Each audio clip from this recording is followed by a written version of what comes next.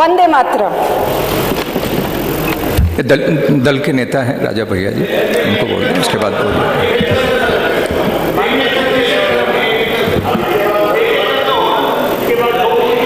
एक एक करके होगा, दल के नेता हैं। नहीं, ये नया वो नहीं, वो जो है उसके हिसाब से ही चलने दीजिए। बैठिए बैठिए बैठिए, इसके बाद राजा भैया। अधिष्ठाता महोदय, अरे कोई पक्षपात नहीं। वंदे मातरम पे चर्चा स्वीकार करके माननीय अध्यक्ष जी ने जो ऐतिहासिक काम किया, इसका हम सभी लोग उनके प्रति आभार व्यक्त करते हैं, आभारी हैं। कुछ चीज़ें ऐसी हैं जो खुल के सामने आनी चाहिए। वंदे मातरम का महत्व मेरे पहले माननीय अधिष्ठाता जी, कई माननीय विद्वान सदस्य बोल चुके हैं। मेरा प्रयास रहेगा कि उनकी बातों को दोहराया न जाए। वंदे मातरम किसी एक व्यक्ति के कहने पर, किसी एक व्यक्ति के लिखने पर राष्ट्रगीत नहीं बना। पूरी संविधान सभा ने यह निर्णय लिया कि वंदे मातरम राष्ट्रगीत होगा और जन गण मन ये राष्ट्रगान होगा।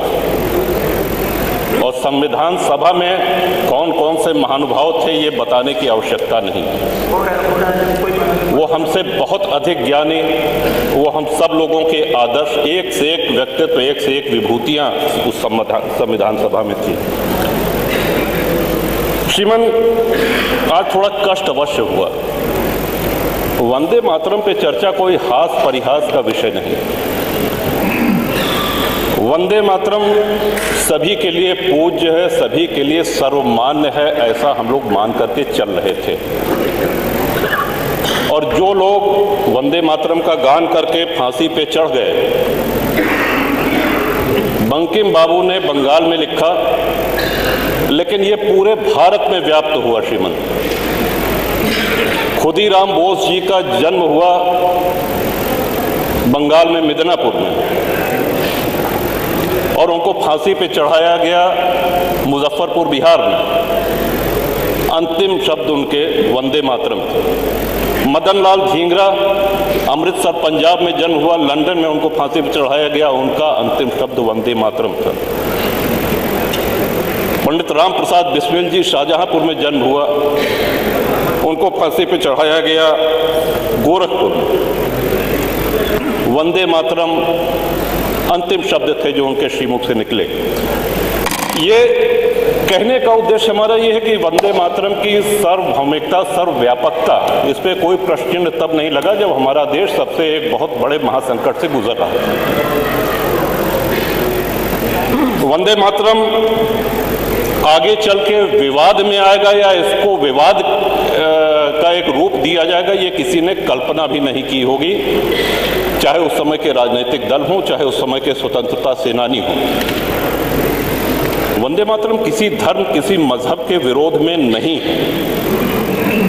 और जैसा कि मैंने पहले ही निवेदन किया कि संविधान सभा ने इसको राष्ट्रीय गीत कहा है, हम सभी को वो सम्मान करना चाहिए। लेकिन इसी सदन में, अब अगर सदन की बात की जाए श्रीमान, तो पूरे भारत में जितने सदन, चाहे वो लोकसभा हो, चाहे राज्यसभा हो, चाहे उत्तर प्रदेश की विधानसभा हो, चाहे विधान परिषद हो, जब सत्र शुरू होता है, आरंभ होता है, तो वंदे मातरम के गान के साथ ही होता है। ये इसकी सर्वव्यापकता है। लेकिन क्या इसी सदन में कुछ ऐसे सदस्य नहीं हैं जो उस समय मौन रह जाते हैं? क्या ऐसे सदस्य नहीं है जो वंदे मातरम का गान होता है यहाँ न बैठ करके लॉबी में बैठे रहते हैं? सीसीटीवी में सब है, ये कोई काल्पनिक बातें नहीं है। आज जो चर्चा हो रही है, वैदिक काल से श्रीमन हमने अपने राष्ट्र को मां माना है, मातृभूमि कहा है। विश्व में अनेक देश हैं, हर जगह देशभक्त हैं, वो अपने अपने राष्ट्र के प्रति, अपने देश के प्रति आस्था रखते हैं। लेकिन मां स्वरूप ये हम लोगों ने कहीं नहीं सुना कि जापान माता की जय, या ताइवान माता की जय, या अमेरिका माता की जय। ये भारत माता की जय, ये सिर्फ भारत में होता है क्योंकि हमने आदिकाल से, अनादिकाल से माँ का स्वरूप दिया और उसी माँ ने हम सब लोगों का पालन पोषण भी किया। बंकिम बाबू के इस कालजयी रचना को पूरे भारत में स्वतंत्रता सेनानियों ने अपनाया, इतना लोकप्रिय हुआ, तब जाकर के इसको राष्ट्रगीत के रूप में संविधान सभा ने मान्यता दी। श्रीमान, एक और बात जो प्रश्न में छोड़ के जा रहा हूं, जो हमारी समझ में नहीं आ रहा है कि वंदे मातरम पे आपत्ति किसको है और क्यों है। एक और बात कही गई कि साहब दिल से गाना चाहिए, डंडा से नहीं। तो डंडा कोई नहीं चला रहा है, और दिल से गाना चाहिए तो स्वाभाविक सी बात है कि आप अपने राष्ट्रगीत को दिल से नहीं गाएंगे तो क्या करेंगे। लेकिन ये उत्तर प्रदेश की विधानसभा के अंदर जो वार्ता होती है, जो शब्द बोले जाते हैं, जो भाषण होते हैं, ये पूरा प्रदेश ही नहीं पूरा देश देखता है। अब जब हम चुनाव लड़ने जाएंगे तो जो आदरणीय मतदाता हैं उनको भी ये ध्यान रखना होगा पूरे प्रदेश में कि कौन राष्ट्रगीत का गान करता है, कौन नहीं करता है, किसके मुंह पे ताला लग जाता है, कौन बैठा रह जाता है। ये सबसे महत्वपूर्ण बात है। श्रीमान, आज जो संविधान की दुहाई देते हैं, हम सब लोगों के लिए बहुत पुण्य ग्रंथ है संविधान। संविधान सर्वमान्य दस्तावेज है हमारे राष्ट्र का, और उसी संविधान सभा ने इसको राष्ट्रगीत का दर्जा दिया है। मैं आशा करता हूं कि हमारे बाद जो माननीय सदस्य बोलेंगे वो इस विषय को अवश्य इस पे प्रकाश डालेंगे कि वंदे मातरम पे आपत्ति किसको है और वंदे मातरम पे आपत्ति क्यों है। ये दो सीधे सरल सवाल, ये सदन में भी चर्चा होनी चाहिए इस पे, और श्रीमान आपके माध्यम से, सदन के माध्यम से पूरे प्रदेश में ये संदेश जाना चाहिए कि राष्ट्रगीत पे किसको। अब कल के दिन कह देंगे कि साहब ये वंदे जो है जनगण मन भी जो है ये कहीं भारत भाग्य विधाता, कहीं भारत को हम अपना भाग्य विधाता नहीं मानते हैं, इसको भी हटाओ, इसको भी नहीं गाएंगे, तब हम लोग क्या करेंगे। तो ये बड़े गूढ़ विषय, ये तब नहीं था जब आज़ादी की लड़ाई हो रही थी।